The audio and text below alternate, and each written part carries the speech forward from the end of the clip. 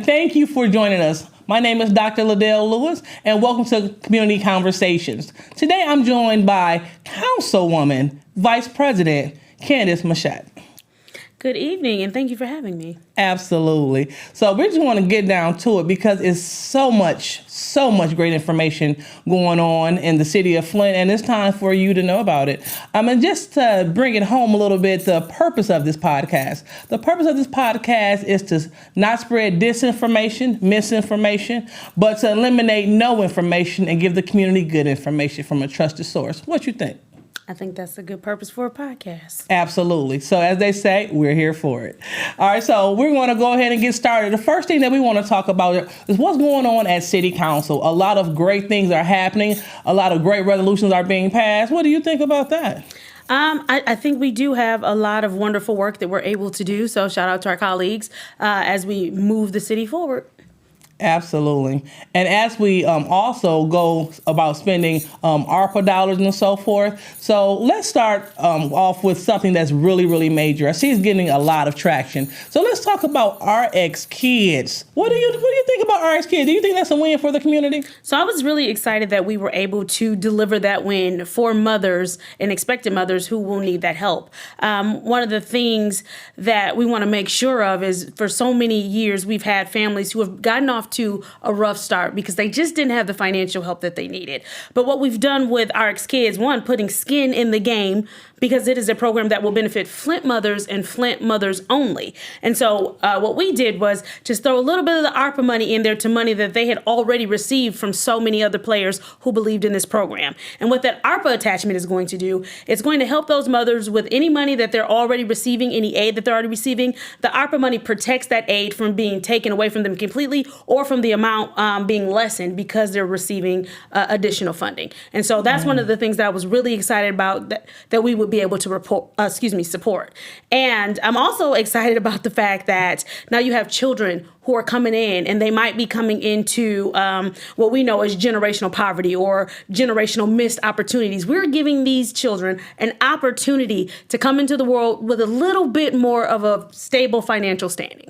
Absolutely. Because being a parent, I can't say I've been there, but I understand the importance of not working and being able to have extra income to take care of your child. So that's really important. So I want to talk about it from the city aspect. Yeah. The fact that you say that this money is for who? It's for mothers, expectant mothers. So if you have a child in the year 2024 in the city of Flint, then you qualify for some additional assistance. Did you say Flint Township? No, Flint. Did you say Grand Blanc? Flint only. Okay. Flint. Very important. There we go. And so with the $1 million in ARPA dollars that we leveraged with $54 million, so this is a total of $55 million being pumped into Flint's economy.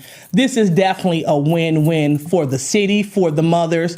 What a great day in the city of Flint. So this money is going to go to Flint businesses. It's going to help them pay bills. This money is, it's going to be recycled right here in the city. So I thought that this would be a definitely win-win. And plus, we must put some skin in the game. Absolutely. We had funders that were willing to donate $54 million. Yes. And they just asked us to put in $1 million.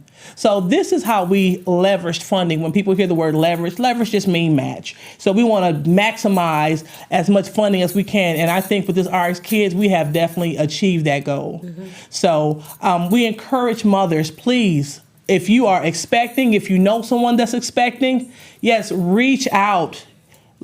Reach out to RX Kids because you will qualify for this program and we need to get you signed up. I believe I saw that they have over 500 mothers signed up so far. They do have 500 mothers signed up, yes. Flint RX Kids. Just Google Flint RX, the letter R, the letter X, Flint RX Kids, and you can get more information. You can go to the website. You can sign up. Okay, so if you share, check on your people.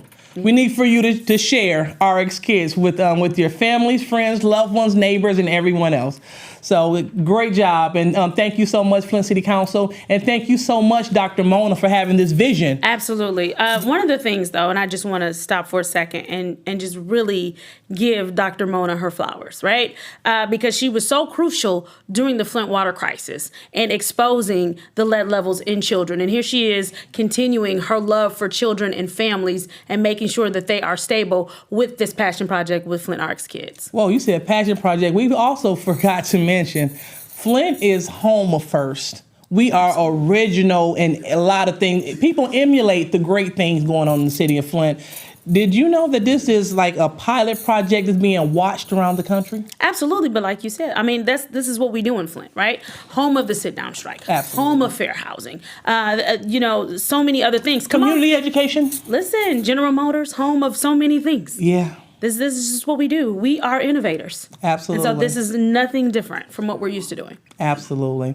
So again, shout out to Arts Kids, Dr. Mona, and everyone that had their part in making this a success. Mm-hmm. All right, so next, I hear that we have a City Hall satellite office on the north side. So again, it's keeping in the vein of helping families and making sure that things are being spread equitably across the city, right? That same vein when we start talking about access and help.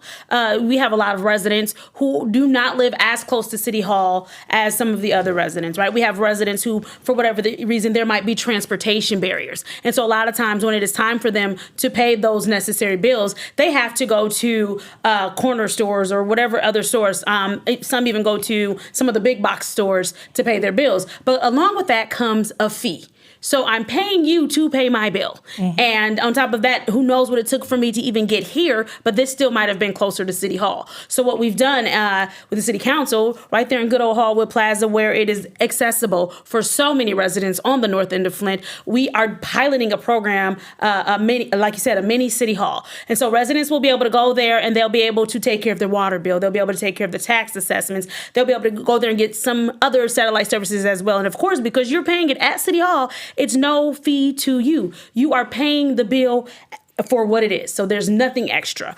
In addition to that, one of the things we were also able to do, because unfortunately something that's happening across America right now is we're seeing a lot of people who are faced with opioid addiction.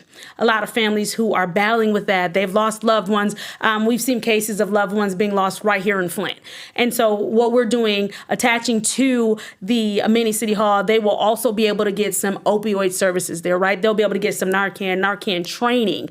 They'll also be able to get some of the mental health services that comes along with that as well. So in addition to making something more accessible, we're also making accessible access to Narcan and just some services to help families who may be battling with opioid addiction or know someone who is. Because one of the things that we learned, right, and you think you know some things, but that's the beautiful thing about having the community come and explain to us what they're doing and why it's important. Because what we learned was that while someone may have access to Narcan and they take that Narcan, they have about an hour to get to a hospital or get to some sort of urgent care facility because they are in danger within the hour of overdosing again and they can still lose their life. But that's the kind of thing, those are the kind of things that you'll learn at the satellite office over there as well. And that's really important to have that community education because you do not want, God forbid, if someone overdosed. They take that Narcan and they think they're fine. And then an hour later, you find your loved one deceased because they did not get to the hospital in time because they didn't have the necessary training. So in addition to being able to pay your bills and having that access, you'll also have access to that kind of training and information there as well. Yes. That was a lot. I know, but see, that's the beautiful part about this podcast, right? Absolutely. Is we are giving people pertinent information that they need. And even if they couldn't necessarily get it all here, they know that, right there in Hallwood Plaza on Flint's North End, I can go and learn a little bit more about this Narcan training and see what she was talking about. And I can pay my water bill while I'm there. Well, wait a minute. So I just don't pay my water bill. I don't have to get out of the car. Oh, yes, that is correct. So I don't have to worry about the troublesome parking meters downtown, nor do I have to worry about walking 200 feet from the car to the City Hall door. I can pull up in my car, I can pay my bills through the teller window, and I can ride off into the sunset. Which will very be convenient. Absolutely beautiful for some of those seniors who are still very much insistent upon taking care of themselves, right? Absolutely. They won't have to drive all the way downtown and walk up that long path at City Hall, right? They can stay right there on the north end, stay in their cars, take care of that bill, and go home. Absolutely. And they don't have to gamble on if the meters are working in their favor that day. Listen, that's a conversation for another day. Another day, another show. Right. But not only that, we have, I don't know if you mentioned, but they have a police station. Yes. It's going to be stationed right there. Yes. So we will have an officer manning this police manning station. Very important. Again, located right here on the north side. What I'm excited about as the council person on the north side, the fact that this is drawing people to the north side. Absolutely. This is giving people a reason to come over here. So when you come, and they're going to extend their office hours to 10 to 2 on Saturdays. Oh. So if you work during the week and you can't make it, you can pull up 10 to 2 on Saturdays, handle all of your business. But while you're handling your business, the good part is you can patronize local businesses. Absolutely. Like, for example, we have Moni's, the Hibachi Grills right there. And then coming soon, we're going to have the North End Food Market opening up. That is right. Yes, so That a place is right. where you can come and you can not just come, you can become an owner. Absolutely. You can be you can invest in this co-op of fresh food, vegetables, and meats coming right here to the north side. So what you know about the North Flint Food Market? I know that it is going to be an answer to a food desert that we've had long standing here in the city of Flint. I know that. I am excited. I will be there. I will be there for ribbon cutting, and I will also be there for grocery shopping. I think one of the things that you really, really hit the hammer on, the nail on the head with was when you talked about the fact that we can become owners, meaning it is ours. Absolutely. We have a say, and it's not just another big box store that when it's not working, they can just go away. We will be able to have community solutions to keep this grocery store here. And so, and the beautiful part about it is, once again, it's on the north end of Flint, which we all know is often neglected. But I appreciate this new leadership that we have in the city council, where it's a mindful leadership of the fact that we have to bring the north end up to the same caliber as the rest of the city. I don't mean to use the word caliber, but just for the same access, right? We want to make sure that Flint is an equitable city. Absolutely. And so that no part of the city feels like, well, we do not have, or we need, or there's no access to this. And I think the beautiful thing about that too is we're starting to answer the whole food desert question here in Flint, is starting right on the north end. Absolutely. So if people want to be a part of this great thing, this great happening here, they can reach out to the North Flint Food Market. They have calls every other Monday to talk about the progress. They have the signage up. We actually did a tour of the North Flint Food Market, and it was amazing. Now, the produce and stuff wasn't there, but they had everything else. They had the coolers, the meat counter, everything. It was just amazing. So we bakery. Do not miss the bakery. I cannot forget the bakery. So we actually got a chance to see the inner workings of the food market. And you know, when people say, okay, well, we understand the food market, why should we shop there? You know, the manager of the store, she has decades of experience in what is that, in supermarket management. And so, I mean, they're hitting the ground running. So I'm excited. I can't wait till those shelves are full. I can't wait till that ribbon cutting. I can't wait to go. Oh, but I didn't mention this. They're going to have community space there. So imagine having events at the North End Food Market because they have room set aside exclusively for the community to gather. This is, again, a win-win for the north side. I mean, since we're north, let's just stay north, right? Let's go. Talk about some of the funding that we've released for Catholic charities.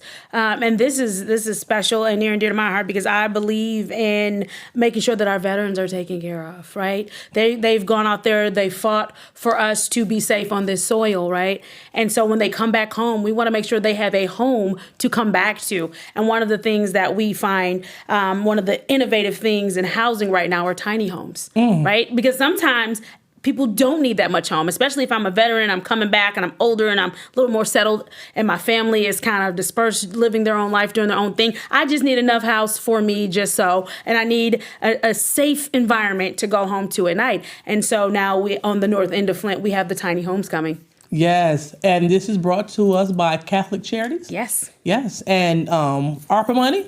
ARPA money. Absolutely. So again, this is a way that we are leveraging these funds for great things because, you know, we have to think outside of the box. You know, because we can put it all. Someone said, why don't we just put $50 million on a water bill and erase everybody's water bills? Well, if we put all the money on water bills, then we won't have any funds left to do great, monumental, historic things of this nature. Right. Yeah, so I'm excited, and I feel the exact same way. So that's why, right before you came to council, I introduced and council passed the resolution acknowledged in November as Military and Families Month. So we're excited to honor the veterans. We are excited to help them with this tiny home project because everyone needs a home. When we have a serious homeless issue in the city of Flint, we have people living in cars. I mean, this is a real situation. You'll be shocked who don't have a home. You'll be shocked who living out of their car. Right. Yeah, so we want to curb this much as possible. We want to make sure that we expand housing. And just like you said, especially for our heroes. Absolutely. So I'm definitely excited to be a part of this great change and to see this happening right here on the north side. It's going to border the 2nd and 3rd ward. Yes. But yeah, so I can't wait for groundbreaking. Again, I might even show up with my own shovel. Right. And I do want to, while we're here, we're just going to stay north a little bit longer. Come on. We recently approved the purchasing of some homes on the north end of Flint, closer to the older fire station over there on Industrial, because what the proposed plan to do with that space after those homes are demoed, these homes didn't belong to anyone, so after these homes are demoed, they are proposing that we do a state-of-the-art training facility. And what that means, yes. And so what that means for police and fire, not only in the city of Flint, but in the surrounding cities, is they will have a state-of-the-art facility to come to do their training. So you have a lot of cities where Flint is the only city we don't have volunteer firefighters, right? Everybody else around us have volunteer firefighters, and they have to go to other places a little bit further out to train. Same thing with police officers who are training and they need shooting ranges and things of that nature. They have to go a little bit further out. Absolutely. But what we're doing here in the city of Flint is we're going to build a state-of-the-art training facility. So for those in public safety, they can go there and train, and who knows, maybe they'll stay in Flint and continue and serve us here in Flint. But if not, if they choose to stay with Grand Blanc or whomever else's police or fire department that they're with, then we know that they will be trained properly to help continue to save the lives of residents right next door to us in our neighboring cities. Absolutely. And also, may we add, that's more income Absolutely coming into the city. Yes. And we are building spaces and places within the city. So just imagine, instead of dumping and using these homes as dumping grounds and breeding for trash and etc., now we are building state-of-the-art facilities where police gather. So this is also adding to the safety element of the north side of the community. So when you're driving down the street, you're no longer looking at nothing. Right. You're looking at new development right here on the north side where we live, and now where some people work and also where we play. So definitely excited to have that. But I want everybody to pay attention to the common theme here, right? The north side is coming back, it's being revitalized, and it's being revitalized in a different way that serves the entire community, right? Now you have that mini city hall, that satellite city hall with the opioid education training attached, with a police mini station attached. You're going to go down the street, not even that far down the street. You can literally walk to a grocery store right here in our city. And then if you just go a few blocks down, you'll run right into tiny homes. We'll run right into our veterans, and who knows, you might even get a couple of good war stories, if you will, if you can stomach them. But you might get a couple of war stories about how, they help defend our freedoms. And if nothing else, it'll give you an appreciation for the life that we do live here, right? And then from there, there's a state-of-the-art training facility. And so like you said, this becomes an attractive place for people to visit. That helps drive in revenue for our city. And who knows, maybe they might want to stay and become residents whilst being neighbors with the residents that are already here, because we don't push people out. We'll let you come in, but you're staying with the rest of us. But Absolutely. So, and I'm excited to hear about all of the wonderful things that are going on the North End, right? I'm excited to be a part of helping to elevate the North End and push that change. Thank you. Well, since we're on Stewart, can we continue traveling east? Let's do it. Because we're about to run into the Ashley Capital development. Mm-hmm. So as we've seen, it is on Hamilton. Is that? No, that's not Leith, but I know it's Hamilton. Mm-hmm. So I'll just say Hamilton. They have already erected the big building. I did see that, yes. Landscaping and everything. It's close to Leith, but yes. Okay, yes. So it's there. Yeah. It's here. And they put it up quickly. It's happening. Right now. Right here. And what's the important part about that first building? Besides it's on the north side. I mean that's important. But what does that revenue mean for that first building that's being built? All of that tax is doing what? is coming to the city. Staying in the city. Staying in the city. Every bit of tax that's collected from that first building stays in right the city. here Absolutely. in the city with us. Yes. So if people could just wrap their mind around this project, the old Buick City site was literally a city. Okay. Yes. And when you look at it on Google Maps, it was literally just a black hole. Right. Okay. So it was just a dark space. Ashley Capital's invest, because they could have went anywhere in the nation. They Right. could have went anywhere Right. in the world. Let's just be honest. But they chose to come here to Flint and invest. And so now we are lighting up that place one building at a time. And what that's doing for that neighborhood, because it has been is going to be acquired into the second ward in 2026. So what that's doing, that is bringing up the value of that neighborhood and in the investment. And so I'm in the process of working with Pastor Murphy at Metropolitan to create a neighborhood association that can build and partner with Ashley, so we can build new homes. So we talking about tiny homes. Yeah. So what investment can we have with or community benefits we can have dealing with Ashley and the neighborhood surrounding it. So again, this is a major win for Flint's North Side. Absolutely. And I want to talk about something else that's important. Like we talked about the importance of the first building, but as they build the other buildings that are going to come in behind it, with what that means for Flint and our economy, and the people that will come and work with whatever businesses that decide to come to the city, right? That's more jobs for Flint residents. Right. That's an opportunity. Not only that is also an opportunity for workforce development and training for residents. So to get ahead of whatever jobs might be coming here, whether it's technology based, if they're building the batteries, if they're whatever is going to be there, this gives us a leg up and kind of like a first refusal as residents, if you will. And so we'll have an opportunity to know in what direction we should train and develop our workforce as they're coming out of high school, or if they've been out of high school for quite some time and they're just looking for maybe a different career path or an actual career path. We have the opportunity to introduce Flint residents to something different. And that is amazing. And I'm excited. Yes. And but let me add this part, very key component. Word on the street, they are looking at a potential tenant. So we have people that are interested in bringing their building and bringing their business here. So this isn't if we build it, we pray they come. No, they're building it and people want to come to the city of Flint. And the beautiful part about that is we talked about all of the wonderful development that's happening leading up to that building. And so when people do come into Flint, they'll be able to see the beauty that is Flint, right? Because we already know we're born and raised here, right? So we already know the extra special, just something we have being from Flint. And so when others come, you'll see the beauty on the outside that reflects that as well. So I'm really excited about that. Yeah, and I didn't mention this. I actually went down to Detroit to take a tour. So, because before I put my stamp of approval on anything, I wanted to see if they were a good neighbor. Yeah, where they were. Absolutely. So I went to a couple of sites. Yeah, I spoke to people. I spoke to some residents. I also spoke with people that were working there. Yeah, I was having a real conversation, when they were looking for me, but I'm off in the corner getting real conversations. Absolutely. Yeah, talking about to see is this something that we should invest in. And hands down, as I looked around the area around Ashley, it was well kept. I'm not talking about just their property. I'm talking about the neighborhoods. Good. It was inviting. And then the people, they were happy with their tenantship with them. And so again, because of that was one, I'd say that was one of the main reasons why I wanted to support this, and because Flint deserved it. So again, we're happy to have Ashley Capital,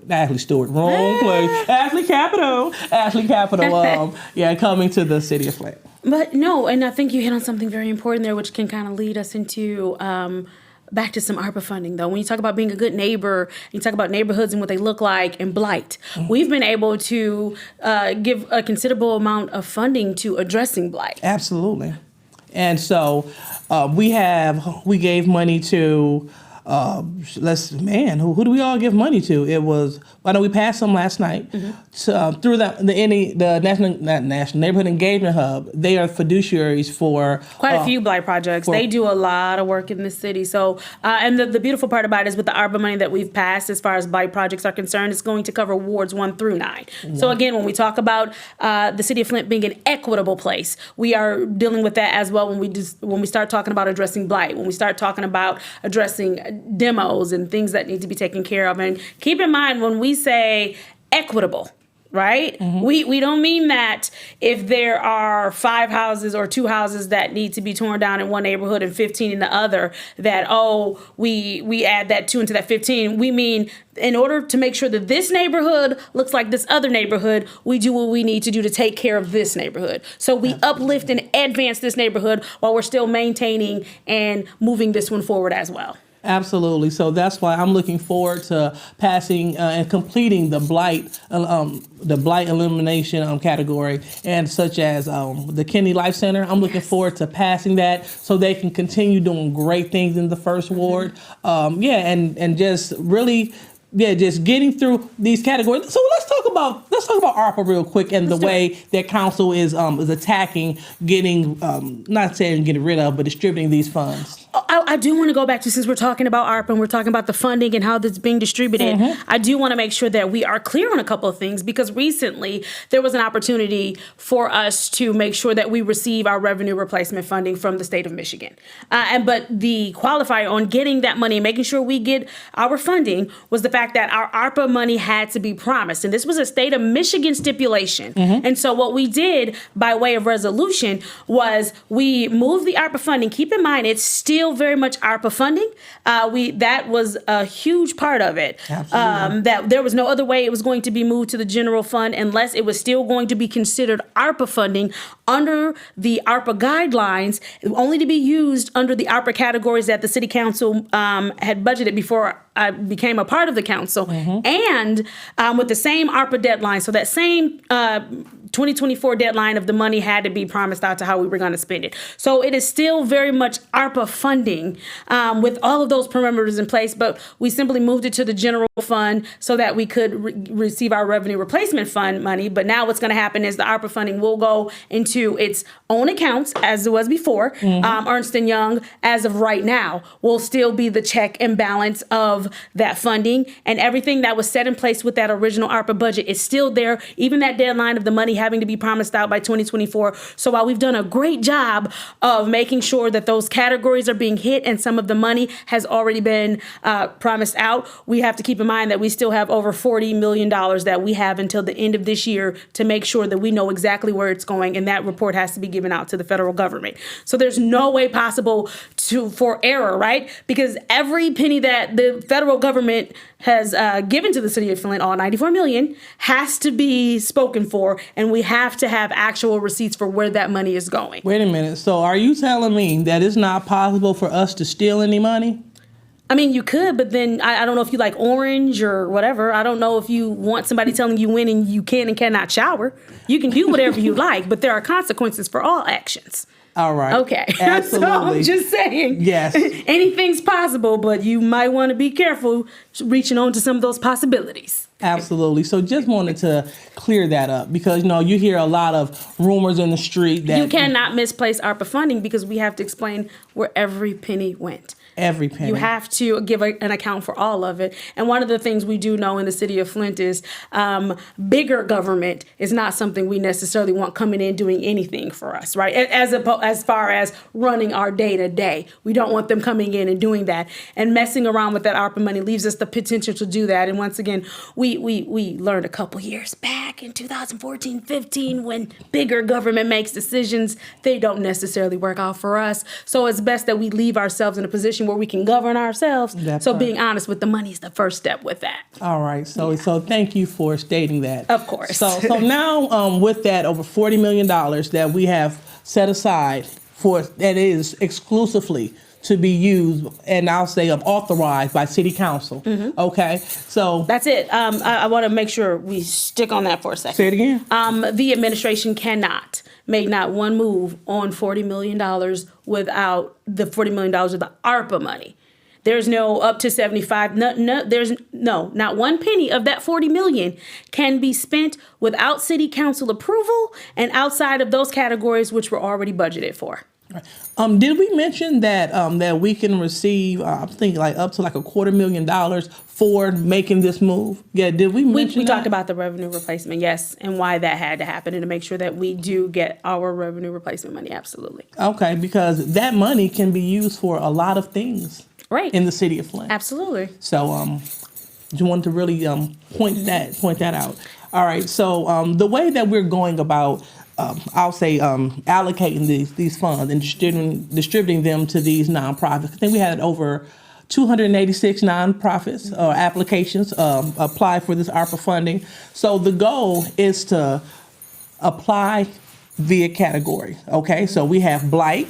We have gap financing. We have youth education. We have different categories, health, yeah. and we want to make sure that we complete every category. Now, when I say complete, we're referring to we want to make sure that we go over what the community ARPA committee that they wanted us, what they recommended, what the administration recommended, and then we also want to see who else were not recommended. Right, because at for the end of the day, council has final say. Council makes the decision on the funds. Council has final say. So we want to make sure that we look at everyone and give everyone a fair shot, because we saw a few resolutions that council wanted to look at, but they were not considered by administration or the community. So we want to just make sure that everyone has their equitable chance.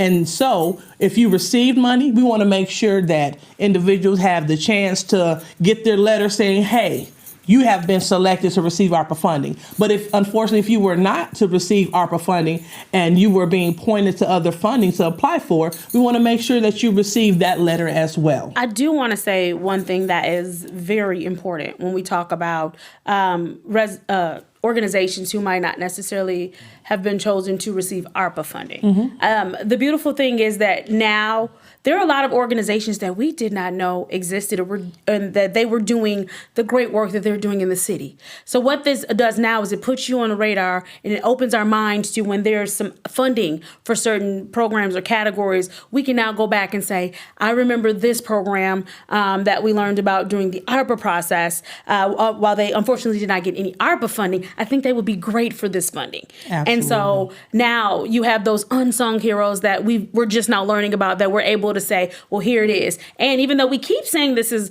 ARPA money is a once in a lifetime kind of pot thing, but what we have learned, right, is it's very possible while it won't be this amount of money, there are other pots of funding that will come into the city for whatever the reason, because I know council leadership does a good job of looking at grants and other sources that can come into the city. And so we'll be able to point them in the direction of what they need to do. And we can also point them in the direction of some technical assistance, because sometimes it really was, maybe they were not chosen on a technicality. Maybe they didn't have a SAMS.gov number. They didn't know they needed it. Or maybe there was just some paperwork that would have been a little bit off or just one little minor tweak. But now this sets them up to get technical assistance so that they are now in place to get funding, even beyond the city of Flint, right? To get some state funding, some federal funding, to get some foundational grants. But this really is still a win-win-win for them, even if they do not receive the ARPA money, because now you have access to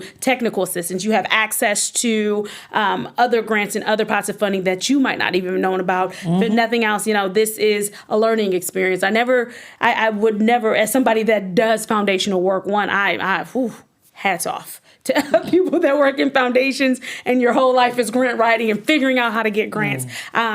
Never look at it as a lost opportunity. Just look at it as the stepping stone to your next opportunity. And so I do want everyone to be encouraged, because not one ARPA application will be wasted. There will be a way that we can figure out, even if you were not able to get that funding, how maybe we can point you in the direction for some other funding or even the technical assistance that you get coming from this. Right. And so you said funding and we spoke about grants. 'Tis the season for community grants right now. We have the Flint brand grant that has opened up, and they are accepting applications. So if you have great ideas for your neighborhood, sign up. you can get up to $10,000 through the Flint Brand Grant. Yes. And so if you want more information about the Flint Brand Grant, Google Flint Brand Grant, and it'll pop up. It'll pop up. It's through Habitat for Humanity, and they have sponsored some great things. They even give you examples of things that have been funded in the past. Right. So that's monies that's available to organizations on the ground right now. In addition to, they have the Small Neighborhood Grant through the Community Foundation. Yes. That's opening right now. So they have the grants for $1,000, $5,000, and up to $25,000. And I'm going to tell you right now, when you are a small organization really trying to kick off, $1,000 goes a long way. $5,000 goes even longer. And so I don't want people to look at this and think those are just small amounts of money. You would be surprised the amount of work that I see accomplished with $5,000 grants. Like, I've learned so much from other foundations and the work that they're doing. I'm like, you did all that with $5,000? They're like, use your imagination. But yeah, so I would encourage people to apply because every little bit counts. Right. And the great part about these grants that I'm mentioning, they're not as intense as the other grants. So yeah, so this is like Because intro. ARPA was definitely a process. Yeah, right. So, yeah. Right. ARPA was like, whoo, okay. But Right. yeah, but these grants, they're not as cumbersome. And so I just encourage individuals to apply now. Right. Google now. Share that information because these monies are out here and they have your name on it. So we want to make sure that everyone, that they are abreast of these opportunities. We want to make sure that everyone that they know about what's happening in their city, in our city, Flint. We want to make sure that the people on the north side hear that now is the time for the north side to rise again. And we're looking to spread this equity across the entire city. Absolutely. East side, we're coming. We're coming. Yeah, we are coming. So we'd like to thank you, Councilwoman, Vice President, for joining us today on our community conversation. And we're looking forward to having you back again and again. All right. So with that being said, thank you all so much for watching, and we hope that you have a great rest of your day.